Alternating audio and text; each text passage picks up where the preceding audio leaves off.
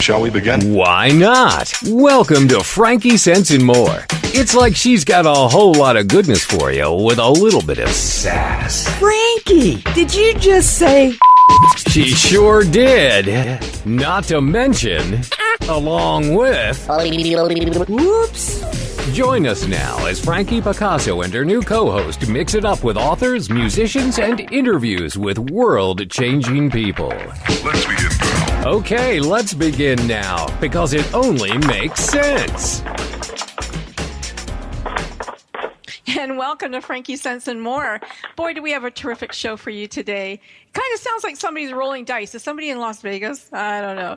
Joining me today is Larry Ellis. He's the author of Overtime A Baskeball Parable. Angel Sessions is also here, and we will hear her latest album, the release from it, Know Them by Their Fruits, by the same name. And, of course, it's the end of the month, and while the media is all abuzz with the Oscars, the Good Radio Network's own movie correspondent, Brent Marchant, will be joining us a bit later in the show. But first... FrankieSense, longtime listeners know that I am all about social consciousness. This show is, in fact, aligned with the UN Global Goals Initiative, and today I want to speak a moment about human rights and violence against women. I mention this because recording artist Kesha alleges that superstar producer Dr. Luke sexually and emotionally abused her for a decade, which contributed to her eating disorder and mental breakdown. And she's suing him for sexual assault, battery, and sexual harassment as a result. Dr. Luke denies the allegations and has countersued for defamation and says Kesha is just looking for an excuse to get out of her contract. A few days ago, Supreme Court Justice Shirley Conwright ruled for Sony, saying that her instinct is to do the commercially responsible thing, and that there has been no showing of irreparable harm given that Kesha still has the opportunity to record. Wow. Well, Kesha supporters are saying that Justice Shirley Conwright effectively forced Kesha now to continue to work with a man she says raped her. Yes, this might be true and reasonable from a commercial standpoint, but what about reasonableness or potential for irreparable harm of keeping a woman under the power of a man she says abused her? This didn't seem to factor into the judge's decision. Demi Lovato, one of Kesha's supporters, stated, "Someone tell me why anyone would ever feel brave enough to come forward if they are most likely to be ignored or called a liar." Now, while Kesha has some support of the biggest names in music, Lady Gaga, Kelly Clarkson, it's Taylor Swift's gift of $250,000, she said, to use as Kesha sees fit, really shows what an outstanding humanitarian she is. And in my book, court fees cost a ton of money, and Sony can break Kesha's bank. So it seems to me that, this really is a clear human rights violation. Now, Article 23 in the Universal Declaration of Human Rights states, everyone has the right to work, to free choice of employment, to just and favorable conditions of work, and to the protection against unemployment. They also states everyone who has the right to just and favorable remuneration, ensuring for him and his family an existence worthy of human dignity and supplemented, if necessary, by other means of social protection. Good thing we have a U.S. State's prosecutor with us today. Help us understand this law, which, is a great segue into meeting our first guest, Mr. Larry Ellis. Now, Larry's the author of 2 books, In the Forest of the Night, his first novel, which won the West Virginia Writers Award for Best Novel in 2001, and his second book, Overtime, A Basketball Parable, which we'll be discussing today, among other things. Now, I did refer a moment ago that we had, a U.S. prosecutor with us. Larry is indeed a West Virginian through and through. He has been a senior litigation counsel with the Department of Justice, West Virginia, for many years. And during his long and distinguished career, he has been part of several high-profile political corruption prosecutions, including the prosecution of a former state governor, a former state Senate president, a coal mining company president, and the prosecution of a former state governor, oh my goodness, a former state Senate president. Well, you know what? Larry just got himself invaluable fodder for a writer, one would think. Larry is also a musician, a guitar player who I am sure entertains his lovely wife, Jennifer, and his 2 adult sons. So welcome, Larry. Hey, good to be here. We are very happy to have you. I really enjoyed Overtime, A Basketball Parable. I didn't expect to. I'm not into sports. And, with the cover, I thought, oh my God, boring. But this is just one more reason never judge a book by its cover, because I have to say that I am now putting you in my favorites and one to watch category. I think you did a great job. You're extremely talented, Larry. Wow. Must be all those courtroom speeches you have to write. What do you think? Yeah, and that's got something to do with it. I spend my life with words. That's what I do and have for years. Spoken words, written words, that sort of thing. So, yeah, it kind of does go together. But it sounds like I'm going to have to do something about that cover. I think that, maybe it's a problem with the book, and I don't quite know how to solve it. It's not what people expect. Right. You're not the first one who's told me that. And people look at the cover and they think, well, if I don't like basketball, I'm not going to like this book. And it's really, as you know now, it's not about basketball. I mean, basketball is the means for telling the story, but it's not particularly a sports story. Right. And I got a tweet today, I'm going to listen to the show because I love basketball. I'm like, it's not really about basketball either. Although, basketball is there. Why don't do you want to give the highlight, or I give the highlight of the story? It's up to you. Why don't you? Well, it's actually a story. Yeah, basketball fans will like it for that reason, but it is not limited in its appeal. At least I hope it's not limited in its appeal to basketball fans. I think there's something there for everybody. I think it's more universal than that. But I've talked to basketball players, guys who've played in college, etc., and they like the story because they're is a good bit about the history of basketball, at least in the Boomer generation in there. There are things about Jerry West, things about Pete Maravich. Pete Maravich plays, a pretty central role. So, yeah, I mean, I think and hope that it will appeal to basketball fans. I hope that your friend who tweeted wouldn't be disappointed in reading it. But, I do want to emphasize, and I'm very glad that you have found that it's a little more universal than that. Well, absolutely. And as you know, I wrote a review on Amazon because the story is, about Coach Carl Campbell, who was very frustrated with with his high school team. He was a coach for many years, and I guess he thought one day he would, get this greatness would happen for him, but it didn't. Right. And the story comes from his retelling because he's dead. Yeah, and but you don't really see him as a ghost, but right. He's somewhere, and he's recounting, the kids who came through all the basketball teams that he had, and the different people, and it's about reparation and about looking back on your life and seeing who did you harm and who, where did you go wrong, and who might you apologize to, and how could you change things if you would, and it has us thinking about our own life, and who I might have harmed, and who I might want to say I'm sorry to. Well, if that's what happened, then that it's a success, because that's what it is. It is aimed at. It's got a little bit of Field of Dreams in it, and it's got a little bit of Groundhog Day in it. Actually, I think. Yeah. Absolutely. So yeah, I mean, if I had to put it in one word, if someone said, "What's the book about?" I would say that word is forgiveness. Mm-hmm. And forgiveness is. It's an intriguing idea. One of the things that C.S. Lewis talks about when he talks about forgiveness is, and I never put anything as well as he does, but one of the things he says, it's kind of, how would you say it, a two-way street. He says, if you're holding on to grudges, it's very, very hard to be forgiven. If you don't forgive, it's very, very hard to be forgiven. And I tried to get that across in the book. I think that's a really interesting and sort of life-changing idea. Right. I agree. And so where did this idea come from? Did something happen in your life, or were you guys talking at a dinner party one day? Or? Well, it's really kind of mysterious even to me.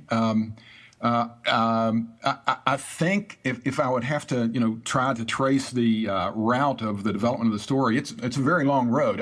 And I guess probably several years ago, my family and I went to the beach. We go to the Outer Banks, and I had some time to just mellow out. And I decided I would do something kind of literary that I'd never done before, and that is to read a biography and then the autobiography of that same person and see how they compared. And I was ready to think, there'll be a big difference. The autobiography will be slanted, etc. But I read a book called Pistol, which is a very good biography of Pete Maravich. And then I read his autobiography called Heir to a Dream or something like that. Mm-hmm. And the surprise to me was they really weren't all that different. You got a little bit in Pete's book that you didn't get in the other book, but Pete was pretty darn honest with what he told about his life. And always growing up, I was so fascinated with Pete Maravich.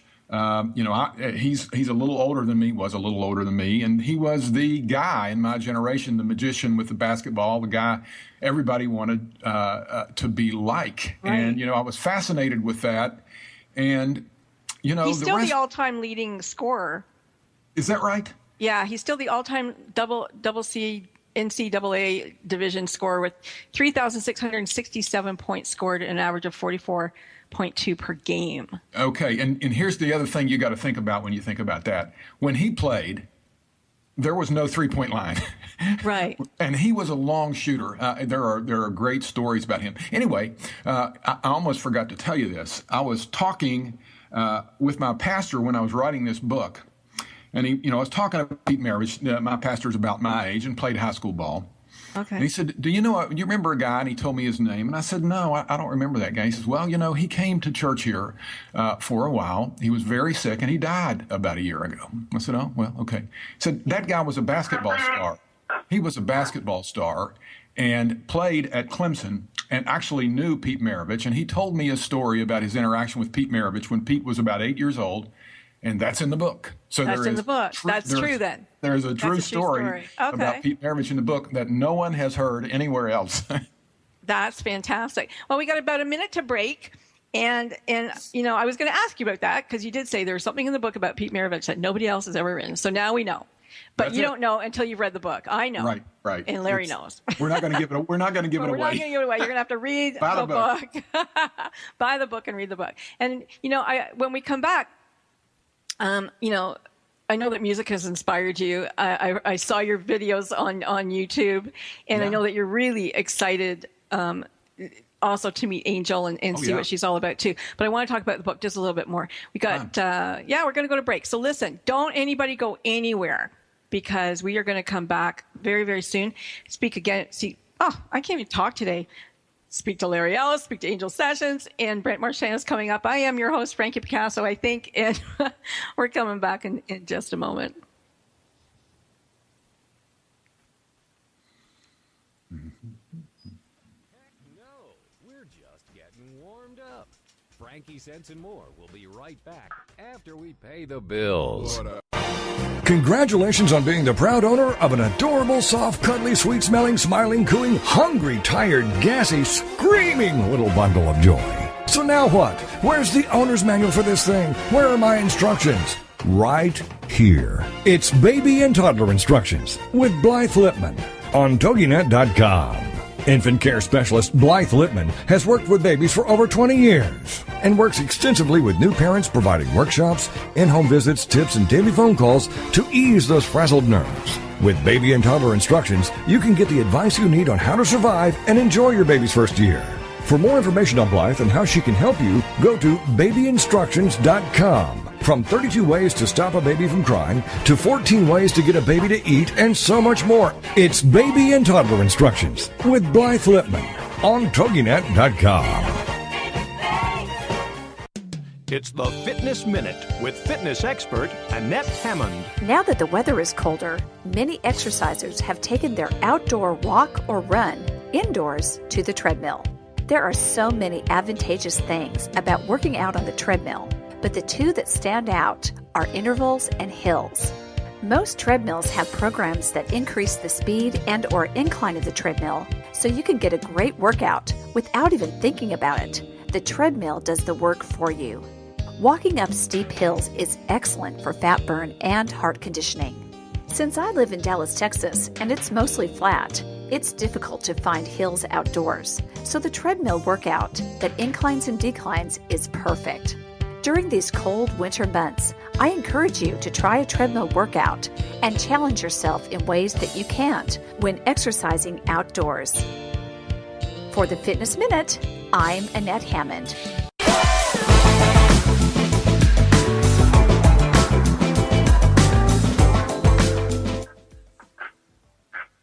And we're back with Larry Ellis, Angel Sessions, and Brent Marchant is coming up. I am your host, Frankie Picasso, and thank you so much for sticking around. Larry, we were just talking about your book, Overtime, Basketball Parable. And why did you call it a parable? Well, yeah. The way I've been taught, a parable is the kind of a story that has really one central point. I've always heard parable like sort of juxtaposed to an allegory. Allegory is very complicated and, this and that. And a parable is just a story that's told to make a single point. And, I didn't want anybody to mistake the book as, something primarily about basketball, or I didn't want anybody to mistake the book as something that's something very heavy about, the end of the world or what the afterlife will be like. It's not aimed at that. It's just a story to make a point. And I think that's what a parable means. I think it gives hopefully it gives it some balance away from the notion that it's all about sports. Mm-hmm. You're a very deep thinker, aren't you? Well, I guess that depends on who you ask. Because as I'm reading your book and I'm, where the character development comes and where they go and all this stuff. I mean, I'm just sitting there really, truly amazed at like, wow, where did that come from? Where did that thought come from? It's really quite extraordinary. So I'm assuming that you're going to write some more books. Yeah, I hope to. Sure. Mm-hmm. Will they all be fiction?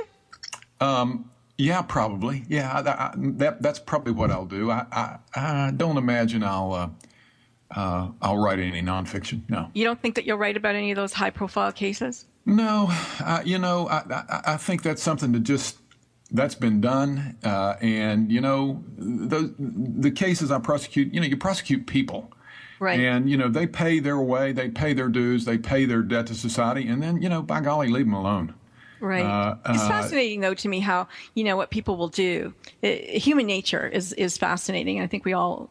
Are interested in that. Oh, yes, you also are a poet. I see that you write poems almost daily. Well, yeah. I mean, I read somewhere that never call yourself a poet. No one ever does that. But, yeah, I mean, there is a guy that I read. His name is Ronald Rolheiser. You may have heard of him. He's a Canadian guy. And he blogs extensively. And he is a Catholic priest. I'm not Catholic, Baptist, but he writes a lot, and I find so much in his work.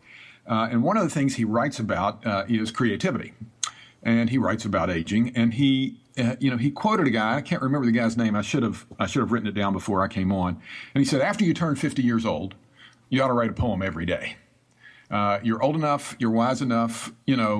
Say something, create something, do something about life. And I think there's a lot to that, and particularly for a person like me who is involved in very sort of left brain analytical work day in and day out. And I think that the notion of, sit down and just grab onto the next thing that flashes across your mind, I think that's healthy. And, I go back and read the poems I've read, years ago, and I'm not always not pleased with them. Some of them, I smile when I read them. Mm-hmm. Yeah, well, it has a way of either making you present or introspective. So Either works, right? Right. Okay, that's awesome. We're going to play all of Angel's song.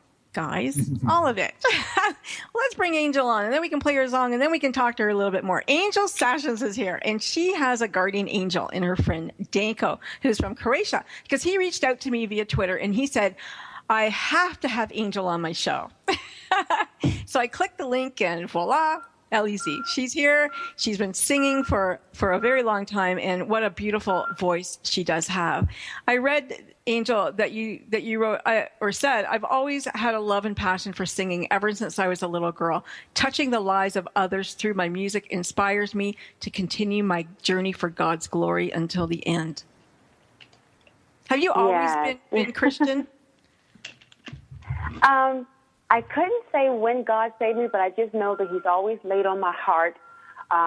Since I was a little girl, I just always had this deep love for Him and wanting to know, ever since I was a kid, who is God and what and who He is to me, and just knowing that someone created this beautiful world, and just wanting to know Him. So I began praying a lot, since a kid, and just the more I prayed, I just feel like that God was drawing me close to Him, and I started to know a little bit more about his love and who he was as I began to read his word, as he drew me closer to his word, the Bible, around 2008, to be honest with you.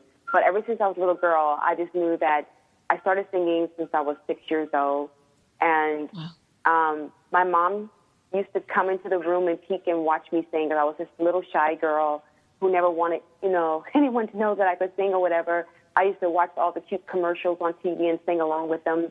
And so my mom would invite all of her friends to our house and entertain them with me singing for them. And I just always knew that I always wanted to have a love and a passion to sing for God. And the more he drew me close to him, the more I wanted to be more, because my life I live for him.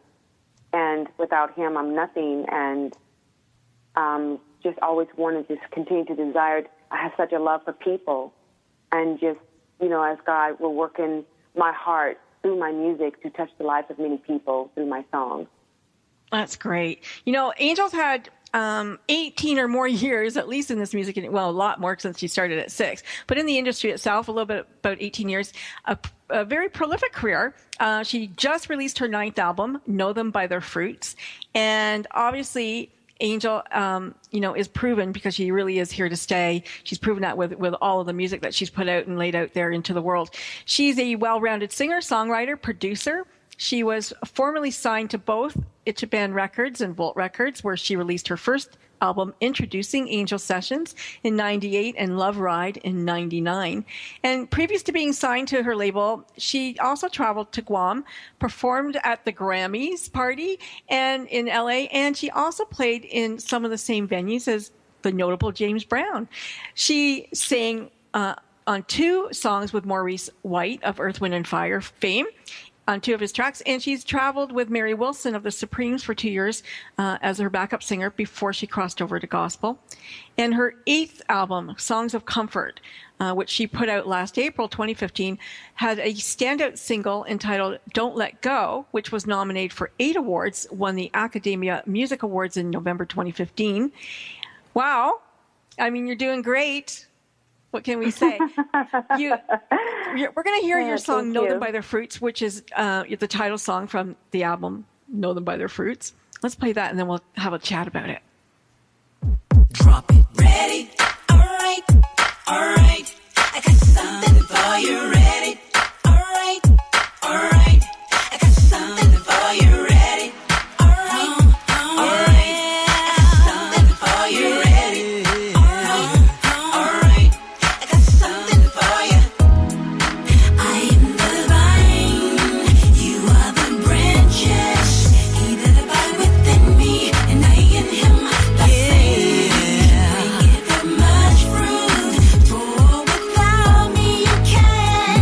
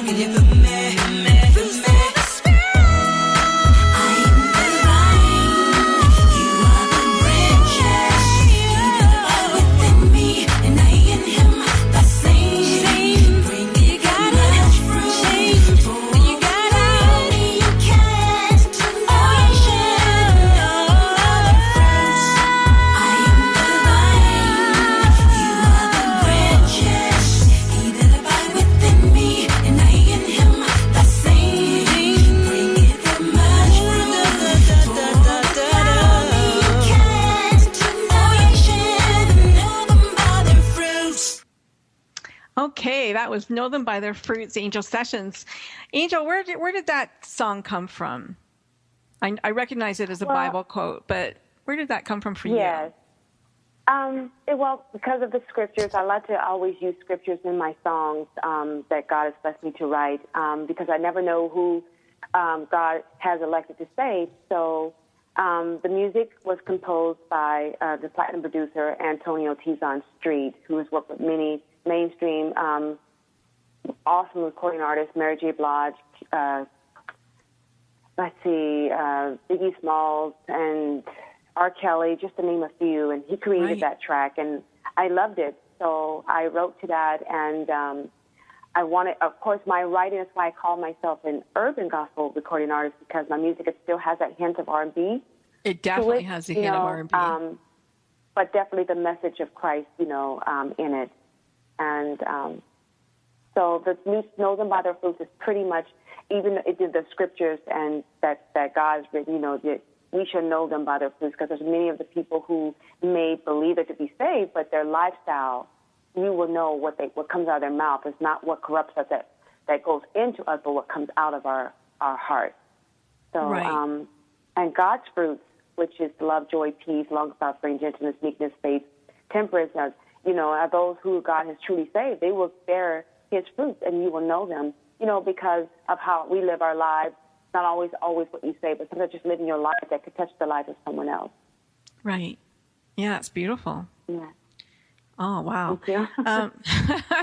Well, we've just got a few seconds before we head off to our break, and I when we come back, I want to talk to you about the song "Inconvenience" that you did for Love Ride. And that's got a good story to it, doesn't it?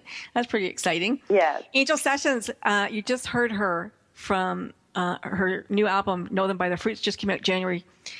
That was the titles track. And stick around. We're coming right back. Don't go anywhere. Warmed up. FrankieSense and More will be right back after we pay the bills.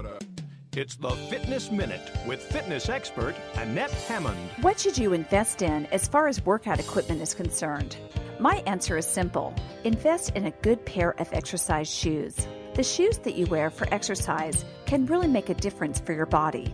Regardless of how they look, go for shoes that have the right fit and support for your foot. Orthopedic surgeons and podiatrists will tell you that the shoes you wear are crucial to your body's alignment and the protection of your feet. Many injuries that are common with exercisers, such as low back problems, plantar fasciitis, and knee pain, can be in direct relation to the shoes you wear. Take the time to get fit for the proper shoes by salespeople who really know. You don't have to buy the most expensive shoes, just the ones that are right for you. I'm Annette Hammond. To hear other fitness and weight loss tips, visit our website at AnnetteHammond.com. Congratulations on being the proud owner of an adorable, soft, cuddly, sweet-smelling, smiling, cooing, hungry, tired, gassy, screaming little bundle of joy. So now what? Where's the owner's manual for this thing? Where are my instructions? Right here. It's Baby and Toddler Instructions with Blythe Lipman on TogiNet.com.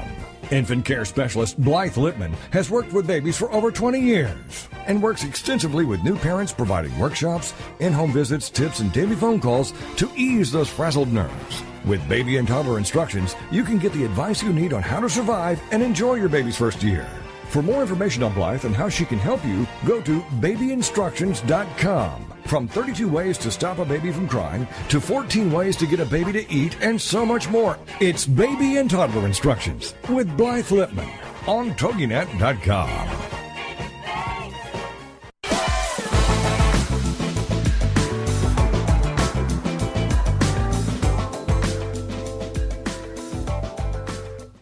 And we're back. I'm your host, Frankie Picasso. This is FrankieSense and More. We're speaking with Angel Sessions and Larry Ellis, and you just heard Angel's latest song, Know Them by Their Fruits.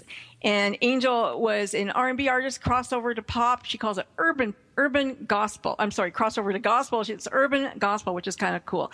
Back when you did your album Love Ride, one of the songs, Inconvenience, was, and the title was changed, I think, to Held Up, was in the movie Held Up with Jamie Foxx and Nia Long. That had to be exciting to hear that. Yeah, the song it didn't get a chance to make it to the movie. Actually, what it was Tony Camillo. I think that's his name. He wrote the song "Midnight Train to Georgia" for Right. Gladys Knight. So Right. I traveled to New Jersey to his house to record the song. He created the song and wrote the song. Inconvenience. The movie was supposed to be called Inconvenience, and I was so excited because TriStar Pictures was putting that film out, and I was like, oh wow, so excited. And then right at the last minute, they changed the movie to Held Up, so that's the title now of the film at that time. But I was still able to go to the movie premiere and meet with Jamie Foxx and all the cast of the film, and TriStar, and all of them. And I guess it wasn't God's will for that title, but it was still a blessing because there's some bigger things that's getting ready to happen now. Right. So tell with us. my music, and with another motion picture that will be displaying my music also. So I'm excited about that. So Really? Wow. Can you tell us what the title is? Yeah. Well, the movie's going to be called Held Up. Destined for Greatness. Okay. So it's going to be in the making, and I'm just excited about it. I'll be co-starring in the film. Wow. And and with some great main actors and in it, of course, the main star would be Samuel Jackson. So awesome. The film was the script was written by Rodney Cruz. He's a great writer, and him and Columbia Pictures are very excited about this great epic film. And there's going to be some awesome people in it, and we're all excited. So that's going to be congratulations. And wow. so I'll be able to perform. Thank you. My songs that you just heard, Know Them by Their Fruits, they're very big fans of my music now. So that's just all to the glory of God, Yeah, yeah. Now, are you managing your daughter, Shardella? I have been managing her for a while. Not at this moment. I'm still working with her. Like right now, she's just kind of taking a break and just trying to get, her personal life, going to school and so on and so forth. But she also is going to be in this film as well because she's an awesome singer. So I had managed her when she was young. I had a girl group called One Unity, and it was just, they almost got signed with Sony Records. She's a beautiful singer, very awesome. She loves, mimicking her mom, me. Right. And just growing up, being around me, things like that, just really inspired her. So I taught her vocally how to train her voice and how to sing, things like that. And I wrote a lot of her songs for her. Nice. Now she's embarked upon herself to write her own music and her own lyrics as singing is concerned. And so she's just a phenomenal vocalist herself. That's great. So I have directed her in the industry and things like that because she she always waits on me to really make sure I'm steering her in the right direction. So you guys will hear more about Shardella's sessions. Yeah, I hope to in the near future. Yeah, must be nice to get the talent,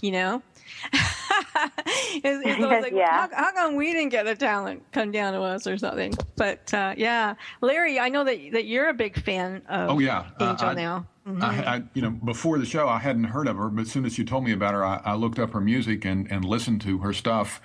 And I'm telling you, Angel, you have a market in baby boomers. I did not know that this kind of music was still being made. Your music's really fresh, but it does remind me of the stuff I grew up with. The sort of Aretha Franklin and Al Green, and it's just wonderful, soulful, mellow, happy music. And I'm glad I found it. The song I've really been listening to a lot is "If You Love Me, You'll Wait for Me." What a great groove that is. So are you starting to play that on your guitar now, Larry? Well, that may take a while, yeah. Larry's got a few videos up on YouTube, too. So that's pretty exciting. Yeah. So a movie, Thank when do you you. expect the movie to come out? Well, we haven't begun shooting yet, but we will, Okay. This year. So when we, I can't say when. It could be the fall or Sure, movies maybe take a next long year. time. But Yeah. I definitely will keep you informed of all that. But yes, we're definitely excited about that. I know I am. Yeah. to be able to meet these wonderful, great actors that I grew up watching, on big screen. To be able to meet them in person is just, I'm in awe. Great. There's going to be some big names in this film. You were part of a program called School Entertainment Activity Program. Is that still around? Because, like you said, that Usher and Brandy and Destiny's Child and Spice Girls and Britney Spears, they all went through that, and they all went to schools, and you met them, and you sang with some of them. That sounds like a great program. Is that still around?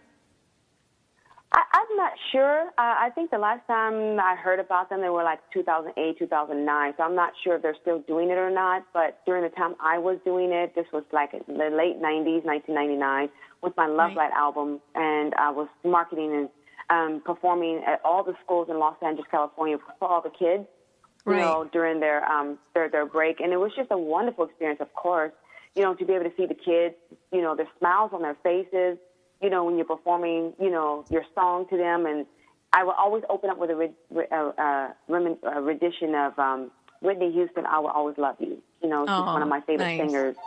And just to hear the kids sing back to me and touching their lives and things like that, just through my talent, it was just a wonderful experience. And meeting other great, recording artists was just wonderful. And it's a great way to get your music out there. For sure. Besides having radio airplay, which is really great, but to be able to perform and have the kids buy your music on demand, which was the purpose of, us doing this so that the kids can be able to, market and support and buy the artist record and the CDs.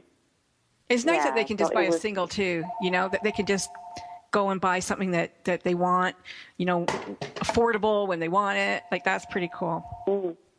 Yes, cool. Absolutely. Yeah. Well, thank you so much. I want to talk about, Brent, you're here now. Hello. Yes, I am. How are you? Good. How are you? Good. Brent is our Good Radio Network movie correspondent. And I want to talk a little bit before we go into the movies about this being the year of diversity. Trending, of course, is the inequality in the Oscars with their lack of diversity. Was this choice or happenstance, I have to ask? Because, coming from Canada, where inclusivity and pride and diversity is our way of life, it kind of never occurs to me that people are excluded, because of color or, maliciously or intentionally. And then, Academy President Cheryl Boone Isaacs said, well, yeah, maybe, not really coming out and saying it, but saying, we're going to implement these new measures, which will, hopefully be, a step in the right direction and to promote and increase diversity among members of the Academy, of Motion Picture Arts and Sciences. And, I'm wondering what everybody on here thinks about this. Spike Lee, one of my favorite directors, I thought he was correct when he said, Cheryl's doing a nice thing. It's a real thing. But real change starts at the head of the beast. And the beast is really the executive office at the Hollywood studios, the TV and the cable, networks, where they're the gatekeepers. They're the ones who make these movies. They're the ones who said, yeah, this is a go. It's not a go. It's going to go in the scrap heap. So really, it's important conversation. Do you think that people? I agree. People should speak out. George Clooney, Jada Pinkett Smith is right at the helm of it. Whoopi Goldberg. What do you think? Should everybody boycott the Oscars? Well, I wouldn't say boycott the Oscars because in many ways the lack of diversity that you're seeing there, as Spike Lee had mentioned, is I think more of a symptom than an actual cause.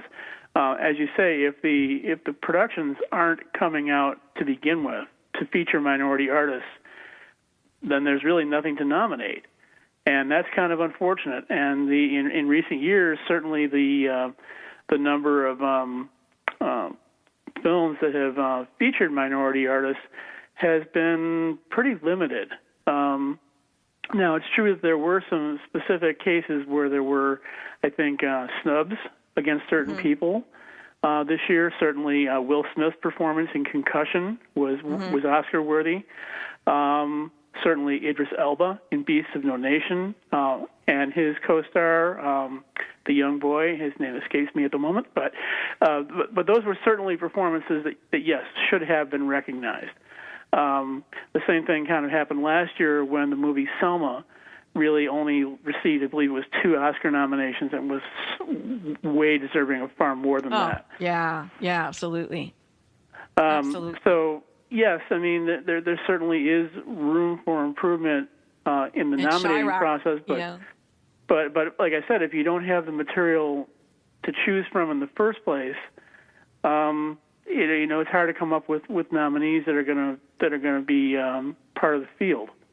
Right. So is that, and I think you're kind of right in saying that it's not really the Academy's fault. It is the head of the motion picture. It's those guys. The scripts aren't getting there, or they're not being, recognized, or not being taken, and these guys aren't making the movies that they want to make. Or the movies aren't being promoted either. I mean, there are some cases of films that were certainly worthy of more attention that just didn't go anywhere when it came to the nominating process. Again, I can think of an example not from 2015 but from 2014, the film called Dear White People, which was hilarious and really well made and featured a lot of great insights and great writing, and that unfortunately didn't receive any recognition in any of the awards competitions that year, except for, I believe, it captured an award at the Independent Spirit Awards. But this is you can't, I think, blame the Academy directly for not coming through on this, because, like I said, if they don't have a lot of the material to work with to come up with nominees in the first place, Well, we're going to get the input of my guests, too, because I want to hear what they have to say. But we're going to go to a break in just a few seconds. So when we come back, we are going to find out from you the nominees for, that you think are going to make it. The nominees, we'll talk about the movies that we think are going to get awards. We'll talk about, I want to get everybody's intro or input on this conversation. So we'll be right back. There are more cats in U.S. households than any other pet. Most allurophiles or cat owners know that unlike dogs, taking Kitty for a ride in the car isn't any fun. I mean, you never see a cat hanging its head out the window, enjoying the breeze. Today's domestic cat is descended from a small Mid-Eastern wildcat. A group of kittens is called a Kindle, and a group of adult cats is a clouder. What's the word for those dust balls composed entirely of cat hair? Fluffernuggins. Personally, I like pigs better than either cats or dogs. Dogs are subservient and look up to man. Cats are aloof and look down on man. A pig, however, will look you in the eye and see his equal. I'm Carolyn Davidson, and you can have fun challenging your words you never heard vocabulary with my free app, Too Funny for Words. It's the Fitness Minute with fitness expert Annette Hammond. Have you ever wondered what happens in your body when you exercise? Discovery Health explains that the muscles provide the strength, power, and endurance to do the movements and exercises. Enzymes within the muscles mobilize various fuels to provide ATP to meet the energy demands of the working muscle. The heart and the blood vessels increase the blood flow to deliver more oxygen to the working muscles. And the lungs increase the rate of breathing to deliver more oxygen to the muscle. The more often you exercise, the more conditioned you become. On the other hand, lack of training causes them to atrophy. So don't settle for being a couch potato. It's time to get your body moving. For the Fitness Minute, I'm Annette Hammond. To hear other fitness and weight loss tips, visit our website at AnnetteHammond.com.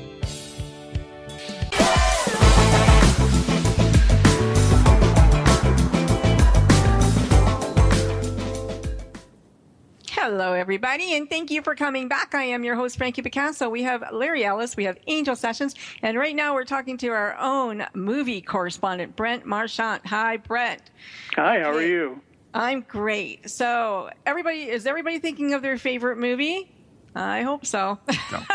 Larry, you said that you had a question. You had a question for Brent. I do. The discussion about lack of inclusiveness in the Oscars this year, a couple of things come to mind. First of all, Brent, has this been a pattern? I mean, I have not heard of this kind of concern about Hollywood's actions in the recent past.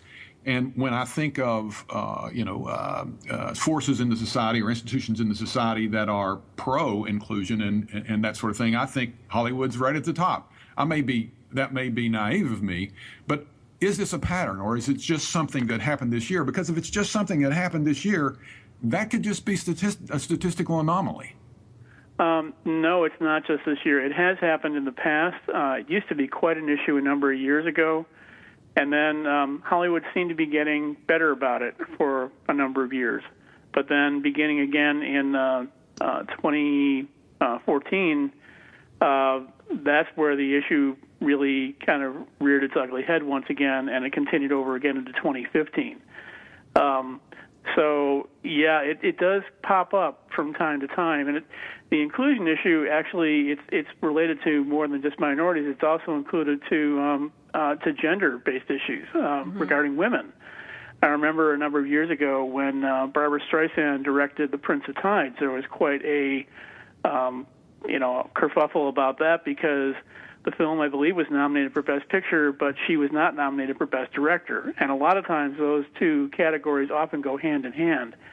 So on the night of the Oscar broadcast, there were a number of people who got up and made comments either during their acceptance speeches or in the introductions to the awards being presented, where they kept referencing, the fact that she had been specifically excluded from being nominated.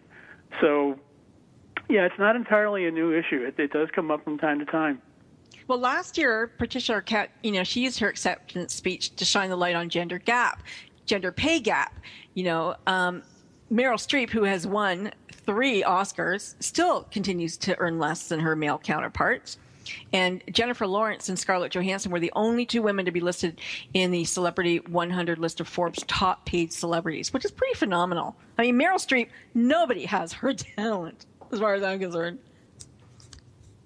She should have the moon and back, Oh, absolutely. I mean, when you see talent, it really should be compensated for what they're putting out in their performances, and a lot of times that just doesn't happen.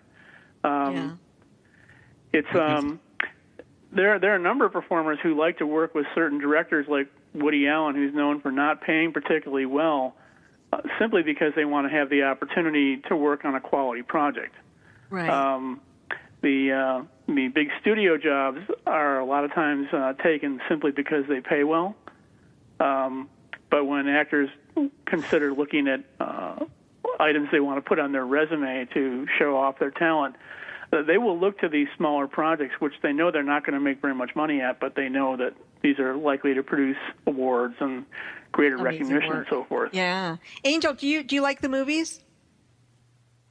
I do, and one of my favorites, because I do love true stories. I just have a lot of great films out there, but the one film that really I liked and admired was in NWA. I did not know a lot about Eazy-E's life. I remember some of his music back in the day, but I didn't really know the story about that group and all the scenarios of what went on in it. I was at that time still, of course, doing my thing as a recording artist, trying to get in and fit in and learning more about the music industry and doing what I was doing. So when I went to see that, my husband and I, we went to see that, I think, 4 times, wow. And it was just, it's a very phenomenal story. And because it's a true story, it's a great story. And it is sad that it didn't get recognized, but, overall, at least the story did get told. And there's a lot of, Larry and Brad is saying, it's just a lot of great films out there that maybe not getting recognized, but at least if the fans continue to support the directors and the actress and things like that, I think that's mainly most than anything else that counts, that we continue to support,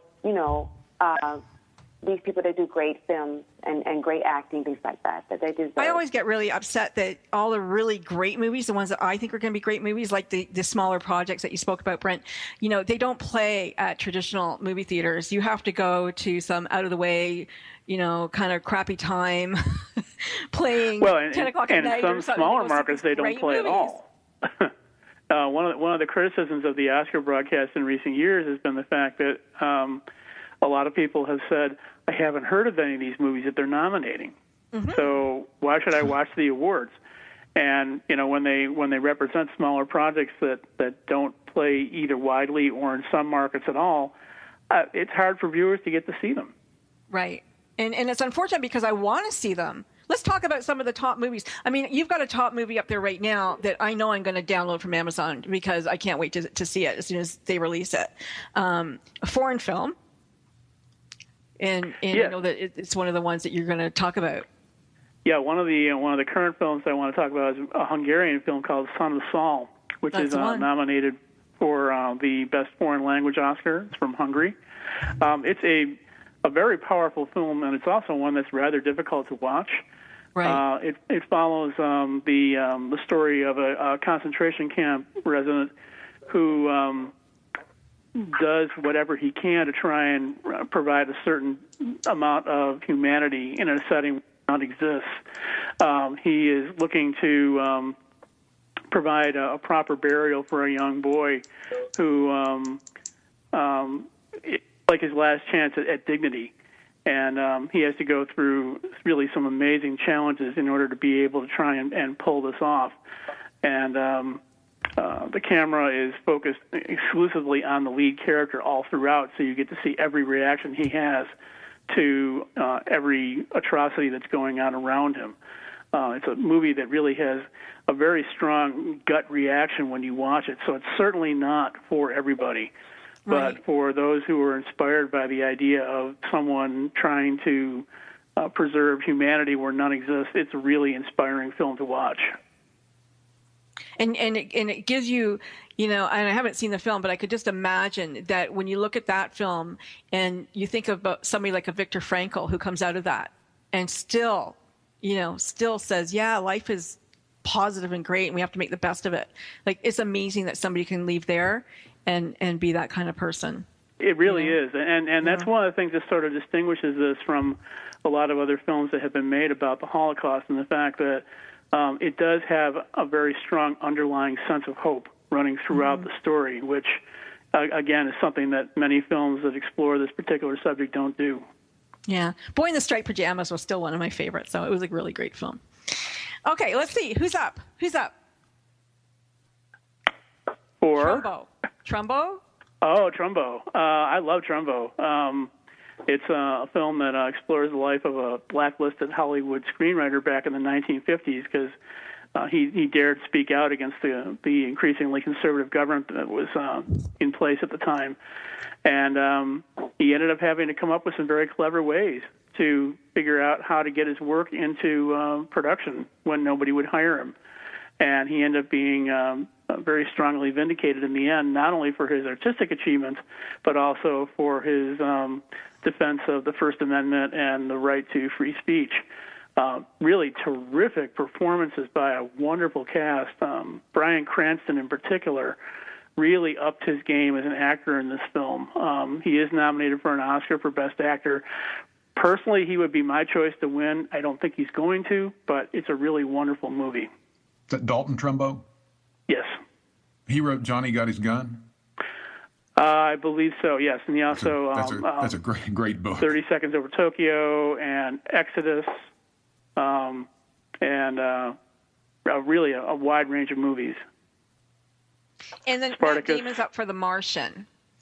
Now, I don't really think he deserves an Oscar for The Martian. The Martian was an amazing book, a great idea, but I don't know if the acting... I mean, could anybody have done that?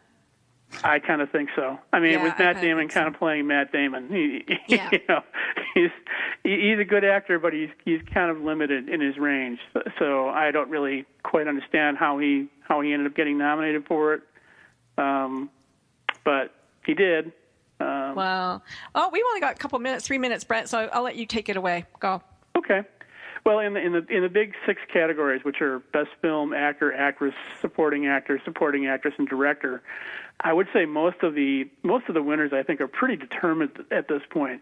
For Best Actor, I think you're going to see Leonardo DiCaprio finally take home an Oscar for The Revenant. Hope so. I loved The Revenant. I thought it was a great movie. I know it was a good performance. I don't think it's the best work he's ever done, but I think it's certainly very capable work, and he's overdue for a win. So I think he'll he'll take that home. Best Actress, I think you're going to see Brie Larson win for Room. It's her first nomination, but she just knocked it out of the park with this performance, and she's won everything leading up to the Oscars, so I don't see that trend changing on Oscar night. In the supporting actor category, I think it's another slam dunk for Sylvester Stallone for Creed. This, again, is not necessarily something that's, I think, being given in recognition of the performance itself, but it's more like a Lifetime Achievement Award. Right. It was a good performance. It was an understated performance for him. And yeah, it was good. I mean, like Creed. I think it's the best work he's done in a long time. Is it award material? Well, not really sure, but I think that's the sentiment's going to be with him. Sure. For supporting actress, that's the one acting category where there's a little bit of a competition going on. I think it's coming down to two people, either Alicia Vikander for The Danish Girl or Kate Winslet for Steve Jobs. The two of them have sort of split the awards in the competitions leading up to this. But in all the contests where they've competed head-to-head, Alicia Vikander has come up the winner. So I think you'll see her probably emerge victorious on Oscar night. Wow. In the director category, I believe this is going to be a back-to-back win for Alejandro Iñárritu for The Revenant.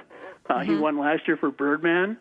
It's very unusual for somebody to win back-to-back Oscars, but I think he's going to do that this year. He seems to have the momentum behind him at this point. Oh, my God, Brent, I have to stop you because we've only got 30 seconds. I need to thank everybody. I need to thank you, Brent, for bringing the movies to the Good Radio and to FrankieSense and More. Larry Ellis, thank you so much for that wonderful book that you wrote, Overtime.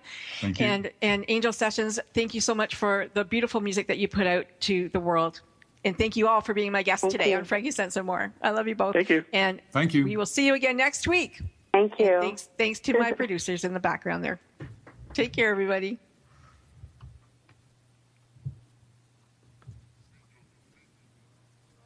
Production.